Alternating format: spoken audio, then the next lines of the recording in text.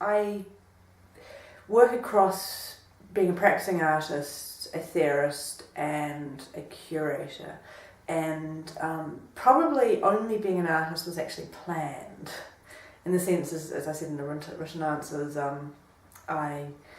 it was really funny. I was in third form art class, and the art teacher was asking everyone, what do you want to be? Do you want to stay in art? And 3/4 of the class puts their hand up, going, "Oh yeah, art's really good. We want to stay in art. Yep." And and she was like, what do you want to be? La la la la. And then everyone comes to art teacher, and like everyone puts their hand up, and she's sort of like, why don't none of you want to be artists? Like it was like for us at 13 in Palmerston North, all we could conceive was if you had an art career, you became an art teacher, because none of us actually knew any practicing artists. So I think it's quite different. Like up here in Auckland, you actually have much more engagement with people who practice, who are actually kind of exhibiting, and whereas our art teacher who did actually exhibit would exhibit in the local Manawatu gallery, once every couple of years, and it'd be like she was the only person we knew who actually had exhibitions.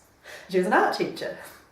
So she kind of said, does no one want to be an artist? And I sort of went, damn it, I'm going to be an artist. There goes all my dreams of being a vet. Out the window, I'm going to be an artist. And I did actually kind of quite dedicatedly pursue that. There was a brief moment my father fantasised I'd become a scientist, but we moved up to Auckland because my mother was actually, my mother had always wanted to be an artist, and she had been told by her father, who was a farmer, that she couldn't be an artist. She couldn't go to art school. She had to go to teachers' college because the doctor's daughter had gone to art school and got into trouble. So my mother had, so we actually, my whole family moved up to Auckland partly because of my father's job, but partly because my mother also wanted to go to art school, and she ended up going to art school the year behind me. So at a certain point, when I finished art school, I did a bit of the classic, there is nothing, gaping void, abyss, what the hell are you going to do? So you and a group of friends set up a artist-run initiative. In my case with Philip Mickelhager and Anne McWilliams, we set up Rezone, which was a series of temporary one-day exhibitions in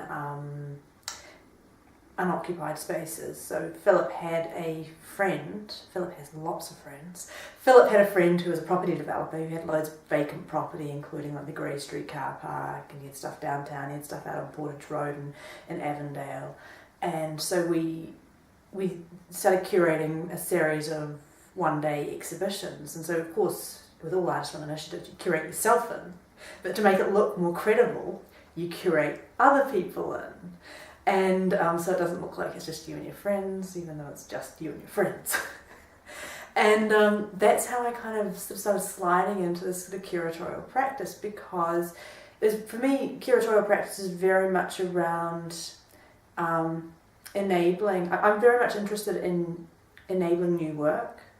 So I tend to curate, not always, but I tend to curate projects where an artist or a group of artists are invited to make new work. Or to expand on work they've already done, rather than curating a show of work that already exists. And I think that really comes from that kind of process when I was sort of 21 and flailing around trying to make it. And people would, it was very much around also coming out of art school in the 90s, the idea of site responsiveness was very dominant. And so this idea that you would never kind of just plonk old work down. You'd always make a work that responded to the context and physical environment of the site. So, and even when I was sort of in Germany, I kind of had another sort of artist-run initiative with another friend of mine, Alex Toland, and we had a window space on Kastanien Allee, and then we were part of a collective that rented a space in Friedrichshain, and again there was just this great front window, and there's this kind of consistency in that I don't like minding spaces, so we were always one-day shows, temporary things, and I mean, and the other part of it is it's one of those jobs that you can actually get paid to do. I mean, curators actually get paid to do what they do, as opposed to artists who kind of get some nominal fee which is really marginal and doesn't at all cover your expenses. the ecology, the physical ecology of the art world is not correct. So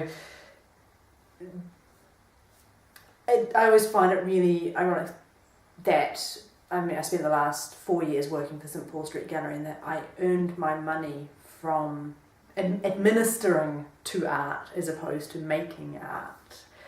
And I mean, it was a relatively good salary compared to doing kind of waitressing or not as good as teaching. You know, academic teaching is way better, but it's really hard to get into that. And so there's that. But also when I came back from living overseas in Europe, I came back to New Zealand and immediately realised I didn't want to be here. I wasn't ready to be back in New Zealand. I'd kind of come back from Germany because my job, my apartment and my partner had all buggered off at the same time. And it was just like, oh, okay, mum, dad, ticket, cheers. And I immediately kind of basically applied to a whole lot of art schools over in Australia, because at least in Australia you didn't have to pay international fees. And I got a place at the Sydney College of the Arts, and it was really fortunately a funded place, which means that they pay your fees for you, so you don't have to pay any what do you call them?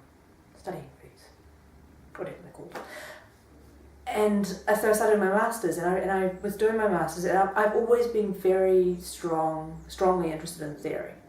I've always been one of the people who, when I've been doing my degrees, I've been as interested in the theory paper as I have been in the practice paper.